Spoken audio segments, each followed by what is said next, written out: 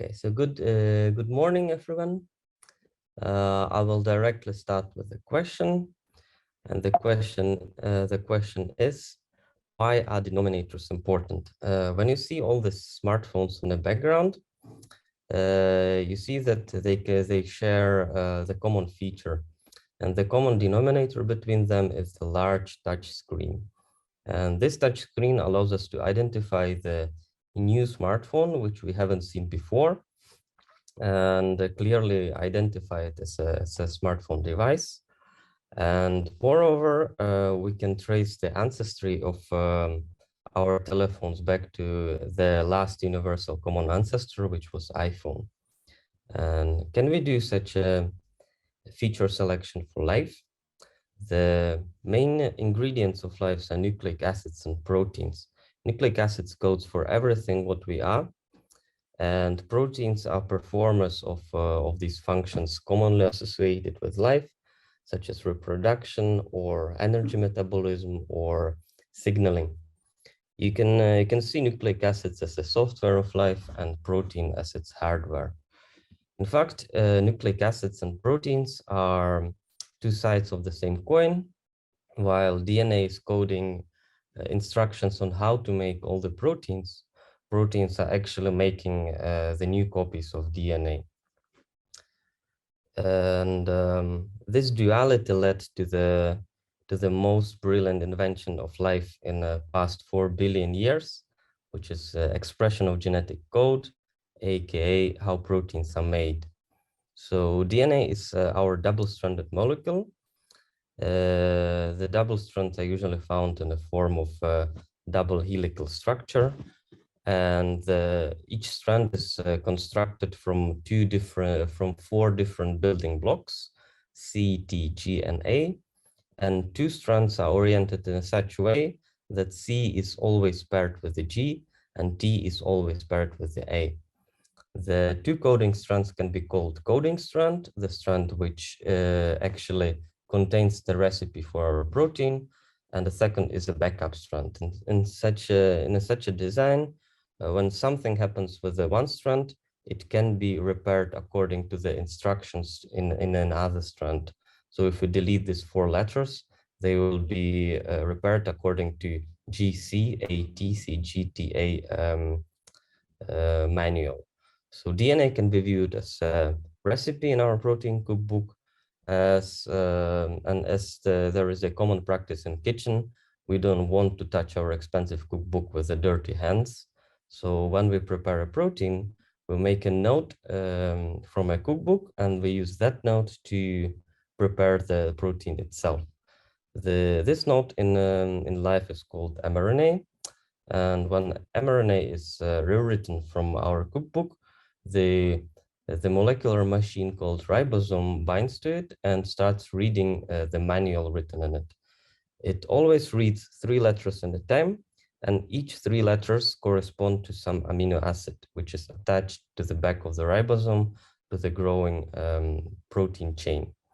So the ribosome moves along our recipe, and it finishes up with a linear strand, which can be written in the same way as DNA in a sequence of letters.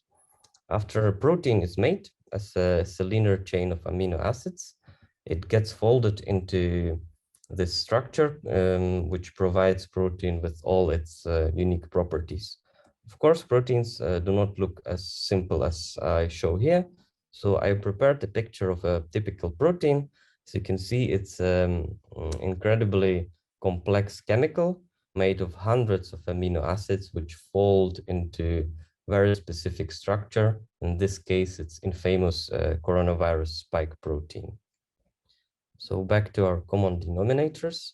In 2016, 6 million protein sequences were analyzed, and 355 modern protein families were distilled, which are dated back to the last universal common ancestor.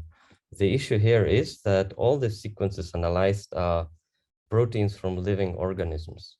And we can extract any sequence from birds or reptiles or mammals or microorganisms, but we have no way how to access the sequences which were in a in our predecessors or even in organisms which are already extinct, like dinosaurs. So it appears that nature is playing the game of a broken telephone. If we consider this as our sequence of DNA found in an ancestral organism, this can be its meaningful protein expression. And while protein is getting copied and it's passed from generation to generation, mutations in DNA occurs, and these mutations translate to its protein product. So the meaning of our recipe slightly changes. And as you see, in the end, we'll finish with a meaningful sentence, which is, however, not recognizable with its original ancestor. We have no way how to get from our modern sequence to the ancestor. Fortunately, in nature, we have advantage that the game of a broken telephone is played many, many times. You start with your original sequence and it gets mispronounced many times in different organisms. And by collecting this differently mispronounced sentences and using the analytical method, statistical method of ancestral reconstruction, we can get to the guess of our original sequence in the origins of life. And sometimes the method cannot tell us surely if our ancestor had yoga pants or yogurt pants. So in this case, scientists go to the lab and they reconstruct all kinds of pens and they test experimentally which kind of pens is more suitable for our ancestor. Another advantage of the method is that it can recognize the common ancestry of non-similar proteins. Consider these two protein quotes from human and simple bacterium E. coli. These two proteins don't look nothing alike, but when we apply the method of ancestral reconstruction, we can get to the sequence which is somewhat similar to both of them, and we can get the guess of the common ancestor of both proteins. So this leads me to the first aim of my project, is that an identification of these first messages which started the life as we know it. Another issue I'm interested is the method of how proteins are written in our genomes. So before we showed how DNA cookbook codes for the recipe in a coding strand and have this backup strand, which increases safety of our messages.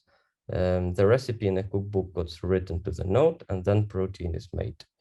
But there is another way how to put proteins in our cookbook, how to construct the DNA, and you can put two proteins into one molecule, and each strand will code for our protein recipe. In this case, we'll get the two recipe nodes. One will be read from left to right, like English, and another will be read from right to left, like Hebrew. So if we compare these two methods of genome architecture, this method, when two protein recipes are put aside on a genome, is used by the most contemporary organisms. And this method provides protection against errors because of the backup strain. And also it allows to optimize our recipes independently. So if nature wants to tinker this recipe to make it better here or here, it will not affect the message on another position. However, if we consider this second way of coding our proteins in a DNA, obviously we see that that this method saves space and resources because making DNA costs a lot of energy. But if we want to improve this recipe on the top strand somehow, we'll get the bottom strand affected as well. If we want this C to exchange for A, for example, the bottom strand needs to accommodate and put T here instead of G. So both proteins are affected. This system is extensively used only by modern viruses. and which do need to put a lot of information in a tiny box, and the increased error rates actually can improve their fitness. So another goal of my study is to test whether this system was suitable for in early times, because in these times the resources were sparse, and our protein recipes, the identity of proteins is not as well defined and optimized as they are now. So this is for my work here. Thank you for your attention, and thank Azrieli Foundation for organizing this event and supporting me professionally and personally in my stay in Israel. Thank you.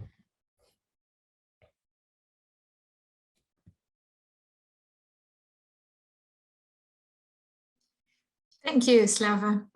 I see that Hermona joined us. I just want to welcome Mona to the room. Hermona Sorek is our senior academic advisor and a molecular biologist at Hebrew U. And I think Slava is open to questions. Hi, Slava. I have a question. So you had this algorithm, statistical algorithm, to find the common DNA. Do you have other constraints you put on the system? Because you could imagine you get something that has no meaning if you just use some kind of statistical algorithm to find the most common message. You need to put some constraint to make it a meaningful message and not just letters. Yes, this is just before you answer, Jonathan. Do you want to just introduce yourself? Yeah, I'm Jonathan. I just opened a lab at the Hebrew University, doing theoretical neuroscience and artificial intelligence. Yeah, we actually met on the last meeting, and yeah, this is an issue in this pipeline. Because usually it's resolved by experimentation.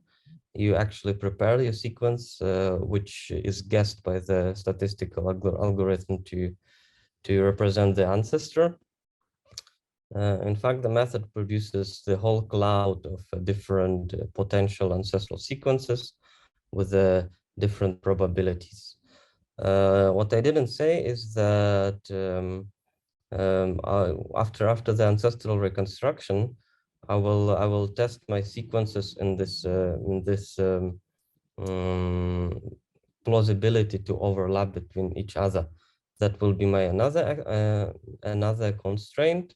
So if I found the highly possible ancestors, which are also potentially with overlapping, I will start with experimentation, and I will test whether they have any meaning, any activity or structure. Yeah, this is it. I have a experimental constraint in the end. So maybe my molecular biology is not up to date, but getting structure from sequences, it's still an open question, right? So even if you end up with having sequences, how do you know that you get the right structure? Well, I don't know. That's why I would need to do experiments and test. I expect that my original ancestors will not be long and sophisticated. I expect them to be rather shorter sequences, which get diverged and duplicated, and they get much more complex in modern organisms. So I expect the shorter sequences, peptides, 20 or 30 amino acids long. And in these cases, structure prediction methods actually works very well. And also we have quite simple methods how to determine their structure in a case of a short sequences. Yeah, and of course this novel AlphaFold algorithm completely revolutionized the biology, and we believe we can use it. Do you think the AlphaFold will work on ancient DNA? Because the environment was different. Probably the folding environment was different. So even if you train this AlphaFold on modern proteins, will it work on ancient proteins? That's a very good question, and we need to find out. Yeah. All right, thanks. Hi, Slava. One sec, I just want to welcome to the room Professor Hagit Attia. I didn't see you earlier. Hi, Hagit Attia is the chair of the selection committee for our faculty fellows. So welcome and hi. Nice to be here. Hello. Excellent talks. I'm jumping between the rooms to gather everyone. Nice to meet you too. So go on, Moran.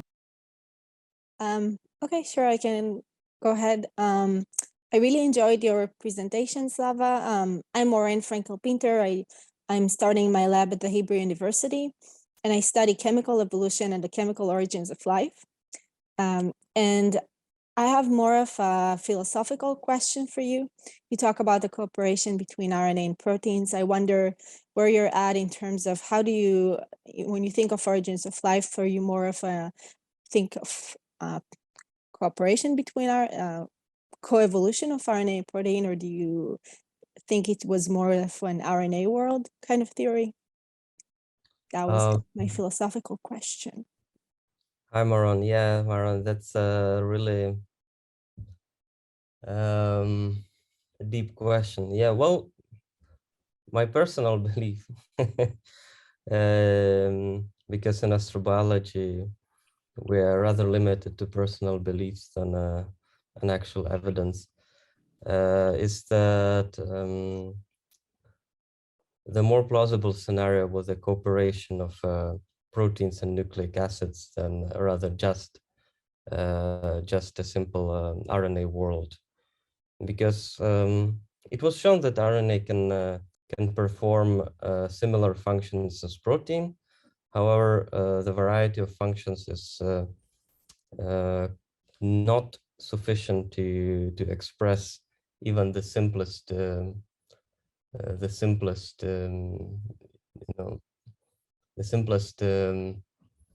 examples of life. I think the original situation was that simple proteins, or maybe even just amino acids, as cofactors, cooperated with highly negatively charged RNA, complementing each other, and in this way, the whole life could emerge. I really think this is the two sides of the coin, and we need to count with this. And in the end, it's also shown in a modern ribosome, which is that molecular machine which makes proteins, and the ribosome is actually the example of a symbiosis between nucleic acids and protein. It's a ribonucleoprotein particle, which consists of both, and it's considered to be the most ancient molecule on the planet Earth.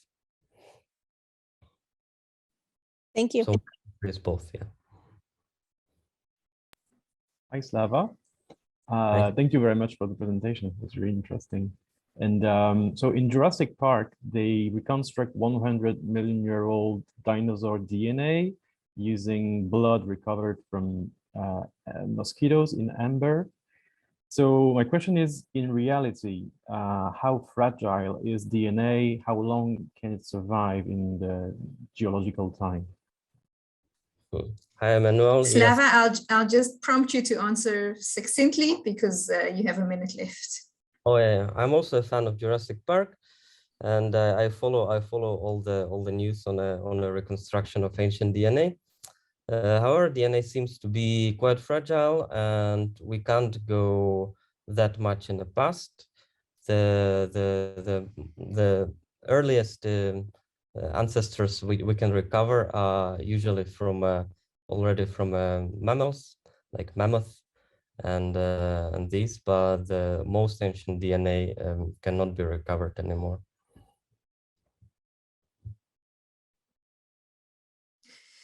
Thank you to Slava, and thank you for your questions. And if you have more questions, then you're welcome to reach out to Slava directly or through me. I'll be happy to connect you.